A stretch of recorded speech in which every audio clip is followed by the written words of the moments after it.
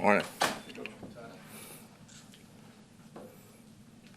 Just address the decision to let Kyle go, and more specifically, what Bridgewater will bring you that you'll get that you wouldn't have gotten from Kyle. Well, obviously he brings experience, but he brings a wealth of knowledge. He can command the offense. Right now, him being older has a lot to do with it, but him being accurate and understanding what we're trying to do has a lot to do with it as well. And we had Kyle for 4 years, and it was a good 4-year run. We just feel like we got a better chance with Teddy. Todd, if you could bring Kyle back on practice squad, if he went unclaimed, would you do that, or is he likely done? Things we're still discussing. I mean, Connor did very well as well, so we also like him too. Todd, are you comfortable talking about cuts that have been reported but not official with the league, or? Transactions to go today at 4 o'clock. If we end up talking about cuts per person, we'll probably be here for 5 hours. So, yeah. First, in terms of injuries, a lot of the same guys held out today in terms of Morrison. We saw Sean Tucker out, Otten out. Are any of those right now guys that, I mean, you have a week now before you start game week practice. Do you expect those guys to practice next week? They're working out pretty good. I expect Tucker to be back. Morrison's running. We'll see where he is next week, but he's getting close. Obviously, you kept 7 wide receivers. Just what went into the decision to keep that many? Well, with Chris probably being down, we're probably going to need him. We got a couple of special teams guys sitting right there, returners and everything like that. So it was wise for us to keep him. Coach, are you looking at other quarterbacks? Do you expect to maybe have another one in here?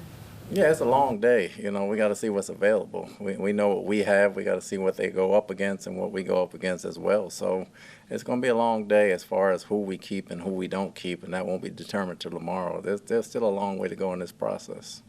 And did you identify, do you feel you have the special teams covered guys you were looking for on the kickoff? Bullock made the team because he covered well. Watts made the team because he did a good job, as well as Miller. So we got some production out of that area. Would you say this has been your hardest cut down since you've been a head coach? Because you said the other day, as the team gets better, the cuts are harder.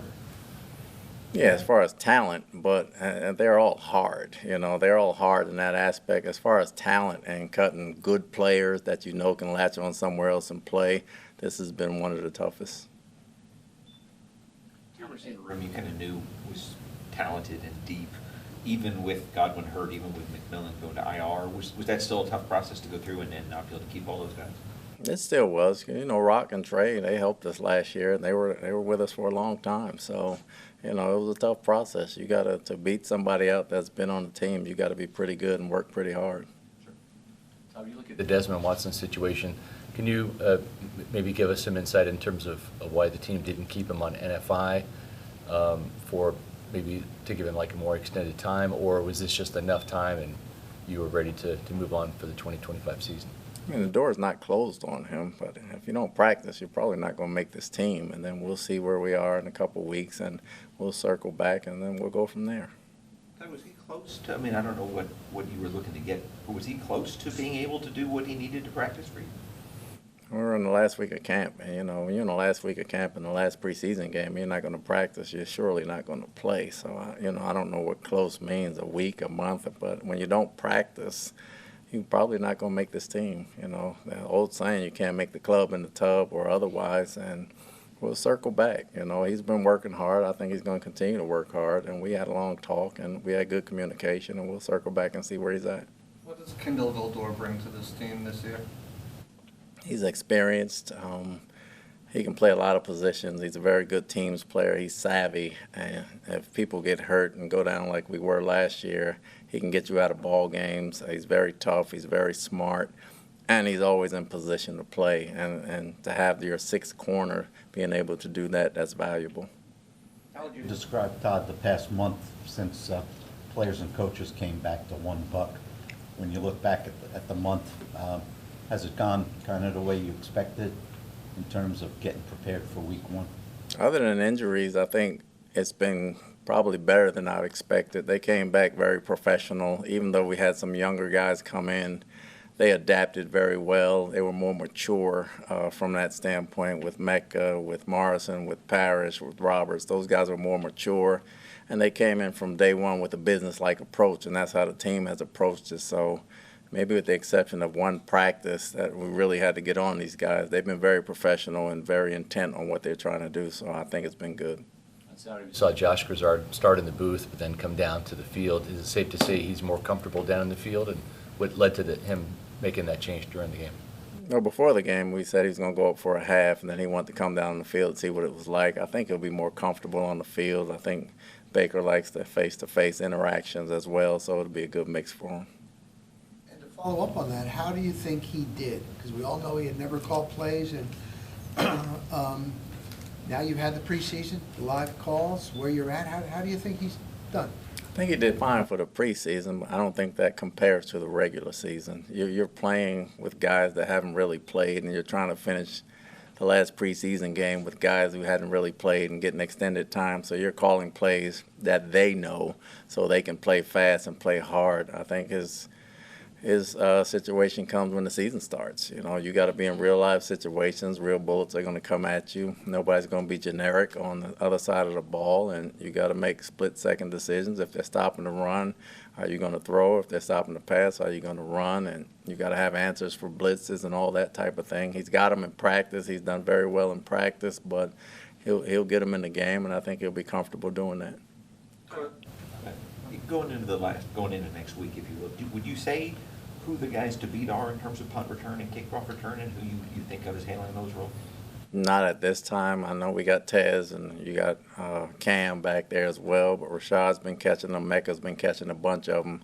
We have not made that decision, and Williams as well can return kicks, so that's going to be determined next week. How eager are you, Todd, to see how your defense plays in Atlanta, especially against a team that got you twice last year and scored a lot of points while doing it? I'm eager to see how they play all year. Atlanta's just the start of it. You know, we got 17 games. We need to play well. We need to get turnovers. We need to stop the run.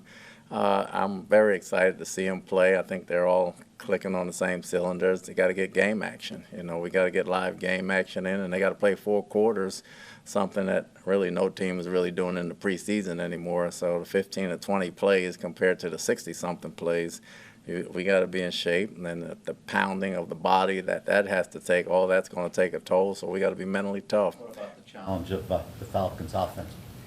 Talented, It's well you know. balanced. They're talented, well balanced. Penix have a heck of an arm. Bijan's one of the best backs in the league. In London, all those guys, Mooney on the outside, and they got Pitts at tight end. They have a very good offensive line. So coming out the gate, and it's going to be like this every week. I'll be sitting here talking about how good guys are. So, but we got to be just as good, and we got to be better.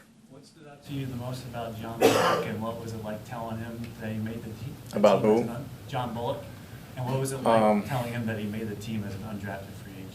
He did a heck of a job on special teams this past game. He had 3 tackles on the kickoff. He blocked very well. And we've been talking about it all camp. We need guys. The ball comes out to the 35. We need guys that can cover. He went out there and he played his butt off, and he covered, and he's been very consistent at that the past 3 games in preseason, and he did very well at linebacker. He fared very well. He's a smart player. He's a tough player. And he's a hard-nosed player, and he earned it. Todd, everything's still got to work itself out and shake out, but are you expecting a new face or two in here tomorrow? Don't know yet. You know, you don't know that until tomorrow. You don't know what's available, what you like and don't like. It could say we don't need anybody. We got like the guys we have, or there's somebody that may come up. You know, it's going to be another 48 hours, 24 hours before we make those decisions. Speak to the role that George Edwards, has kind of evolved into, and will he be up in the booth kind of as your eyes in the sky? He was in the booth this past weekend because Coach Rapone was down, but I feel like he's better used on the sideline because he can see a lot of things.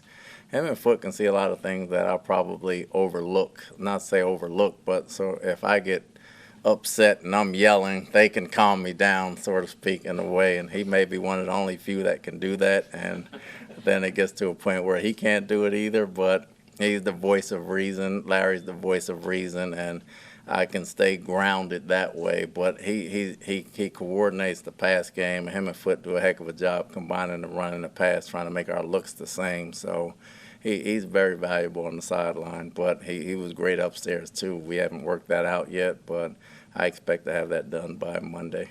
Generally speaking, what are the things he's looking for at their, during the games? Just small tendencies as far as not just where they're running, but how the motion's going, what tweaks they're making against what fronts we have or what coverages we have, and he can see it full time before you write it down and see the screen, so he can able to report that back before it even happens, so you can make quick adjustments and not have to worry about it at halftime. Todd, do you feel like this team is ready for the Falcons, or is there a lot of work that needs to be done?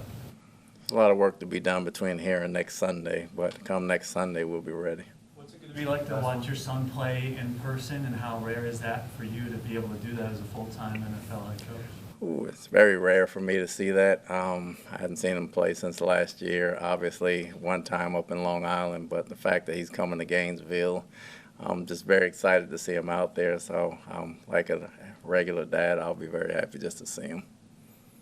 Next week when you come back for the long weekend, will you practice Monday, Tuesday off like normal, or would just wait and come back and practice Tuesday? We'll definitely come back Monday. Tuesday will definitely be off, and then we'll kind of go from there. Okay, thank you. Yeah. You have to get calmed down.